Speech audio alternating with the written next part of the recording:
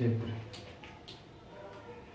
Students, विद्युत आवेश और विद्युत क्षेत्र ये अपना फर्स्ट चैप्टर है क्लास 12th में। तो मेरा इंग्लिश के भी मीडियम के भी वीडियो डले हुए हैं, तो कुछ बच्चों ने हिंदी मीडियम के बारे में कहा कि सर हिंदी मीडियम में भी डाल दीजिए, तो हिंदी मीडियम के बारे में बताते हैं, हिंदी मीडियम भी डाल रहे हैं वीडियो। तो उसके लिए आप दोनों वीडियोस देख सकते हैं, इंग्लिश मीडियम की भी और हिंदी मीडियम की भी। तो अपन इसमें दो टॉपिक हैं। पहला क्या है इसमें, विद्युत आवेश। विद्युत आवेश है क्या? विद्युत आवेश एक क्या है, भौतिक राशि है।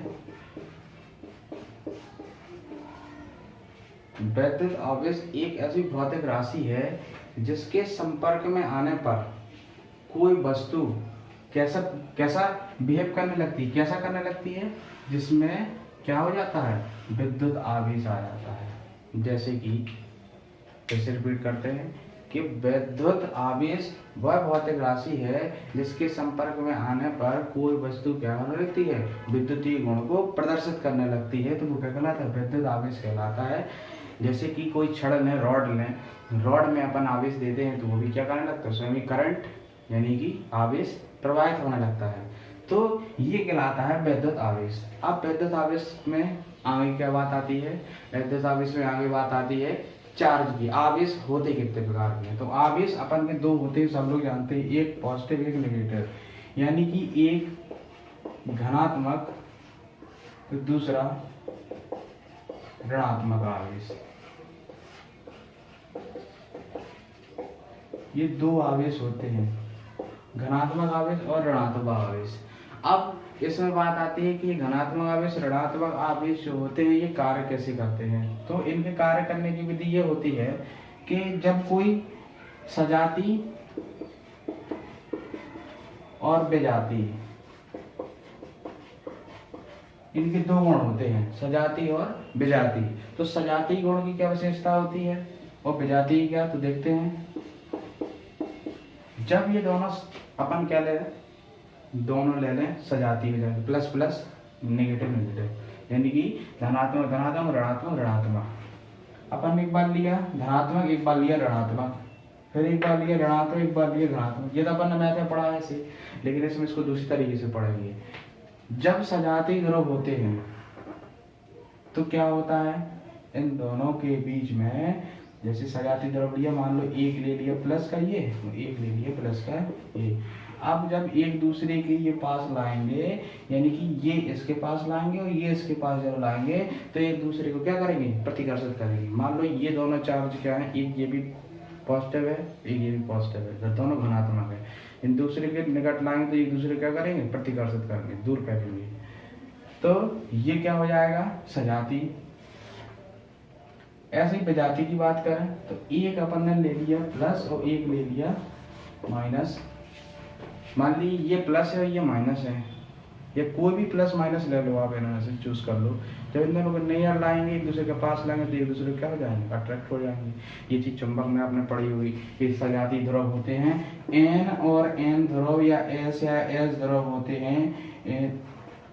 तो ये एक दूसरे को क्या करते हैं, प्रतिकर्षित करते हैं। जब दूसरे ध्रुव यानी कि एक एन लें और दूसरा एस या एस और एन लें तो ये एक दूसरे को क्या करते हैं, आकर्षित करते हैं। सेम पोजीशन इसमें कंडीशन यही होती है कि सजाती ध्रुव एक दूसरे को क्या करते हैं, प्रतिकर्षित, और विजाती ध्रुव एक दूसरे को क्या करते हैं, आकर्षित करते हैं। ये इसकी फर्स्ट प्रॉपर्टी हो गई। अब इसको अपन एग्जाम्पल के थ्रू समझते हैं। ठीक, एग्जाम्पल के थ्रू क्या समझते हैं, एक है अपने पास कांच की छड़ और एक अपन लेते हैं एबोनाइट या सिलिकॉन, कोई भी ले लें, एबोनाइट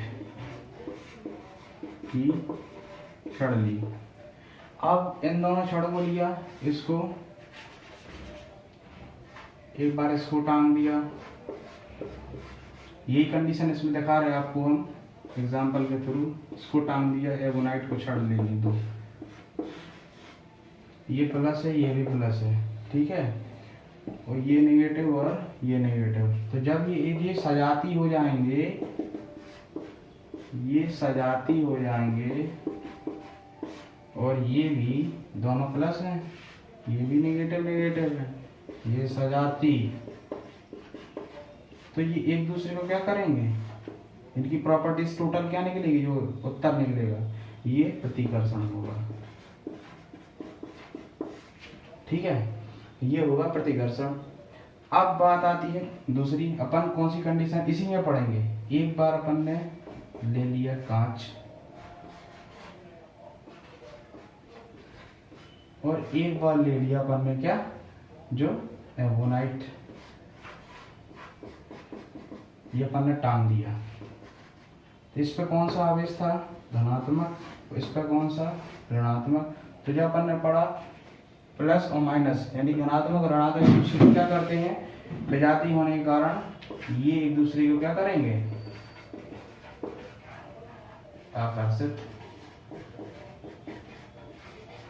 ठीक, अब प्लस लिया माइनस ले लिया, पहला वाला ले लिया अपन ने, दूसरा देखते हैं। फिर एक धागे में दोनों छड़ को टांग दिया, तो एक बार नेगेटिव एक बार पॉजिटिव। अब ये एर्गोनाइट ले लिया और ये ले ली कांच की छड़। जब एक दूसरे के पास लाएंगे तो इन दोनों के बीच में क्या हो जाएगा, आकर्षण। यानी कि जो ये सजाती होते हैं इनमें होता है प्रतिकर्षण, और जो ये विजाती होते हैं यानी कि दूसरे होते हैं एक दूसरे से अलग, तो इनमें क्या होता है, आकर्षण।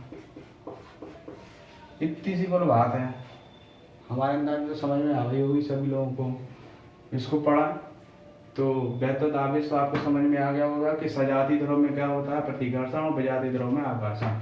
मैंने वही चीज समझाई है किसमें, चुंबक के थ्रू बात बताई है कि सभी लोगों ने देखा है, छोटी क्लास में ही पढ़ा है। अपन ने एक बार लिया कांच की छड़, दोनों कांच की छड़ ली तो सजाती हो गए, तो एक दूसरे क्या करेंगे, प्रतिकर्षित। एवोनाइट लिया तो एक दूसरे क्या करेंगे, प्रतिकर्षण होगा।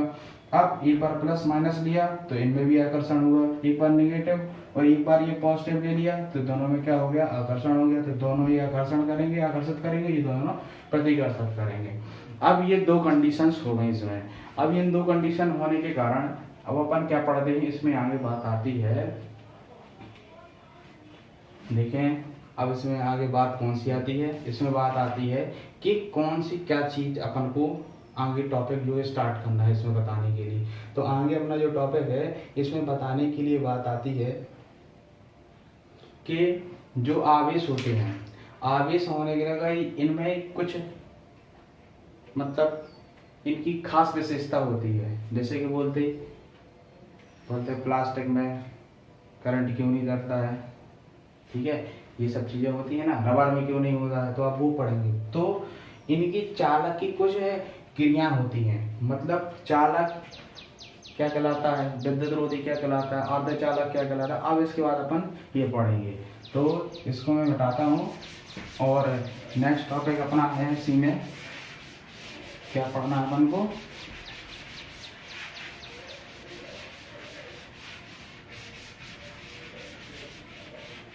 वो अपन को पढ़ना है इसमें चालक, अर्धचालक और विद्युत रोधी। आपने इसमें 3 टॉपिक आते हैं, कौन कौन से, चालक, अर्धचालक और तीसरा क्या होगा बताइए किसी को, विद्युत रोधी। विद्युत रोधी, ठीक है। तो चालक में अपन लें तो चालक को इंग्लिश में बोलते हैं कंडक्टर, ठीक है। अर्धचालक आधा, तो सेमी कंडक्टर। और अपन ने लिया विद्युत रोधी, विद्युत रोधी क्या कहलाता है, इंसुलेटर।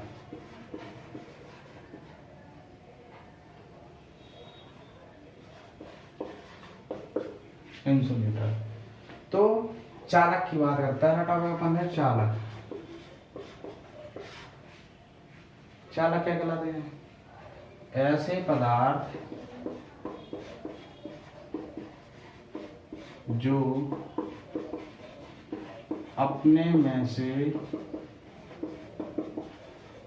धारा को प्रवाहित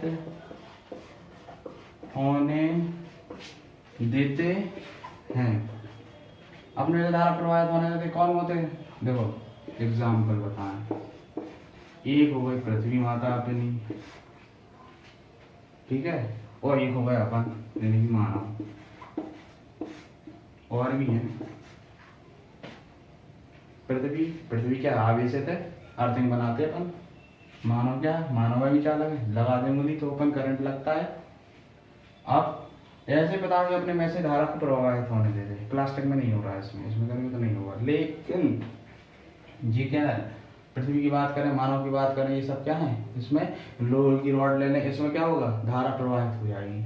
दूसरी बात आती है अर्धचालक।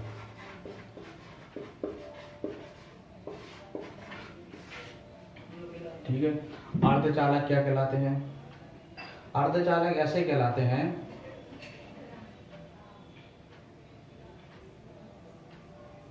जिनकी चालकता चालक और विद्युत रोधी। अर्धचालक भी कहलाते हैं जिनकी चालकता और विद्युत रोधी के बीच होती है। अर्धचालक भी कहलाते हैं जिनकी चालकता चालक और विद्युत रोधी, यानी कि चालकता और विद्युत रोधी के बीच में होती है, तो क्या कहलाते हैं? अर्धचालक कहलाते हैं। ठीक है, समझ में आया कि नहीं आ गया? नहीं आया, आ गया होगा वैसे। अर्धचालक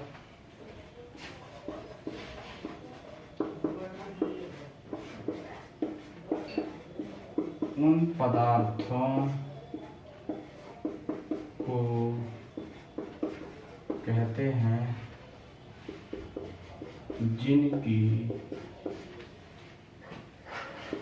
चालकता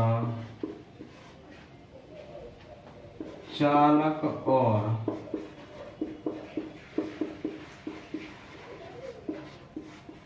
विद्युत रोधी के बीच होती है। मतलब जिनकी चालकता इन दोनों के बीच में होती है, तो ये क्या कहलाते हैं? अर्धचालक कहलाते हैं। अर्धचालक में क्या लेते हैं अपन? एग्जाम्पल जर्मेनियम, ठीक है, etc। या ये भी बोल सकते हैं अर्धचालक के अर्धचालक वो कहलाते हैं जिनमें से धारा क्या हो जाती है, रुक रुक के धीरे धीरे आराम आराम से धारा प्रवाहित होती है, तो ये भी बोल सकते हैं। अब आया अर्धचालक के बाद अपन विद्युत रोधी। ये तो साफ दिख रहा है, रोधी रोक रहा है ना। ऐसे पदार्थ जिनमें से धारा को प्रवाहित नहीं किया जा सकता या प्रवाहित या धारा प्रवाहित नहीं होने देते हैं, क्या कहलाते हैं वो? विद्युत रोधी कहलाते हैं।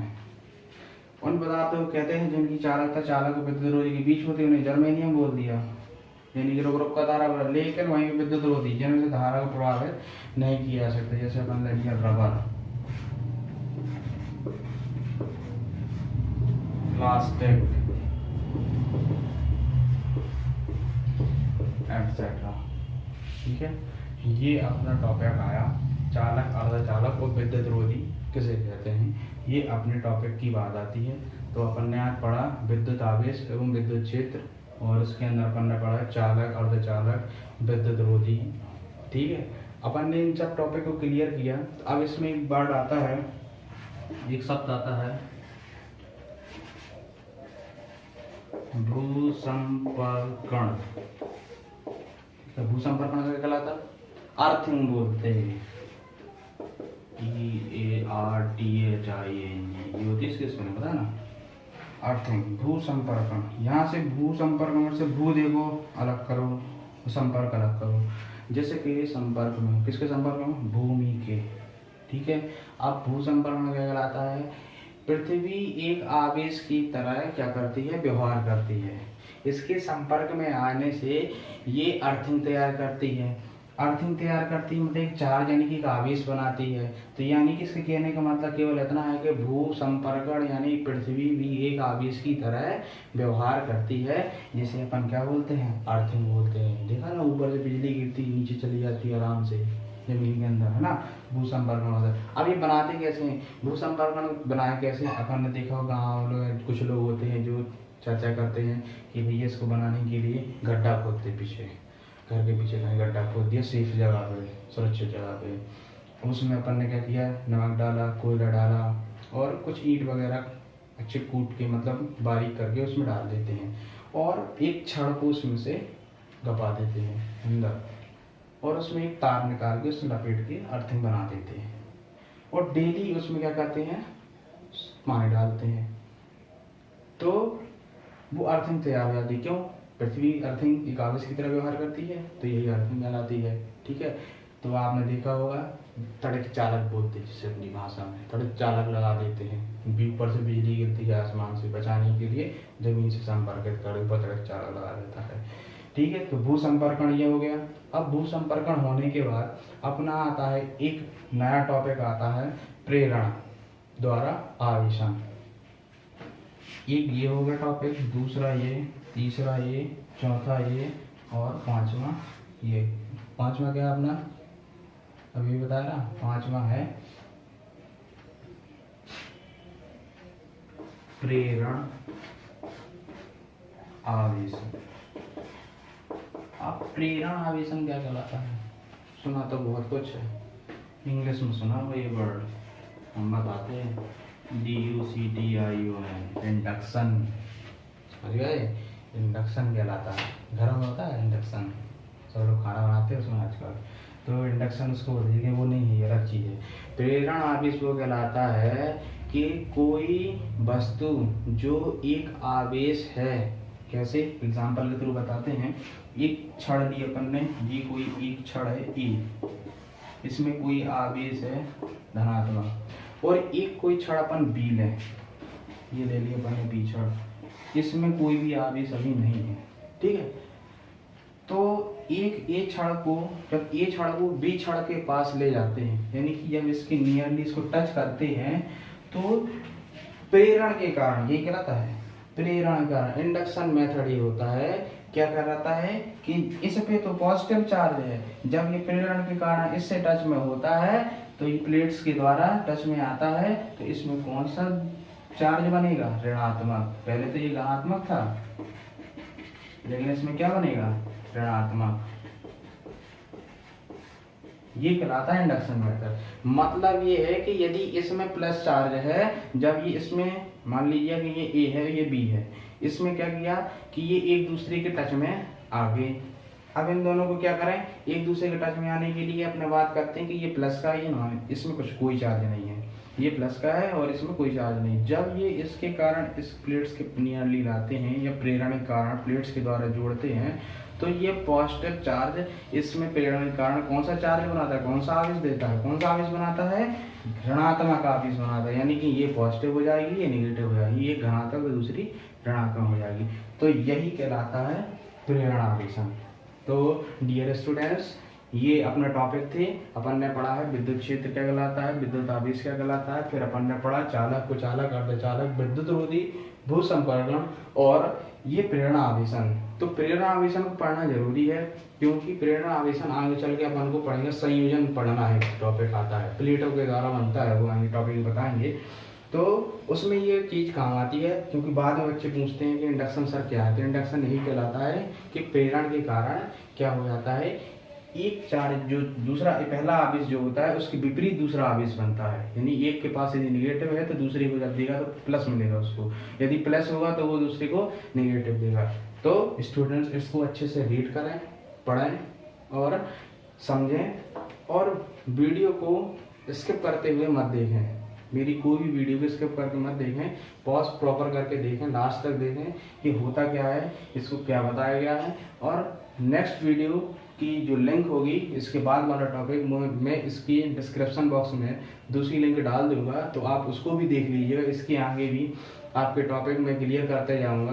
तो स्टूडेंट्स सभी वीडियोस को अच्छे से ध्यान से देखें और समझें, और इसके साथ साथ पेज को लाइक, सब्सक्राइब और शेयर करें, और अपने दोस्तों को भी बताएं इसके बारे में और पेज के बारे में, और ज़्यादा से ज़्यादा सोशल मीडिया पे वीडियो को वायरल करें और लाइक करें। Thank you very much. Stay home, stay safe. ठीक है, अच्छे से पढ़ाई करें घर में। चलिए स्टूडेंट, ठीक है, now we call it the day and bye.